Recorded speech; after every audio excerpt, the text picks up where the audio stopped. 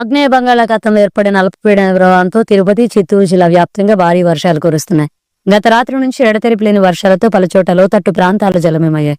అదేవిధంగా జిల్లాల్లోని జలాశయాలు, వాగులు, వంకలు, చెరువులు నిండుకుండను తలపిస్తున్నాయి. తిరుమలలో భారీ వర్షం కురుస్తుండటంతో భక్తులు ఇబ్బందులు ఎదుర్కొంటున్నారు. దీంతో చలి తీవ్రత పెరిగింది. వర్షం కారణంగా శ్రీవారి భక్తులు తీవ్ర ఇబ్బందులు పడుతున్నారు. ఎడతెరిపి లేకుండా కురుస్తున్న వర్షాలకు గోగర్భం, పాస వినాశనం, జలాశయాలు పూర్తి స్థాయిలో నిండిపోయాయి.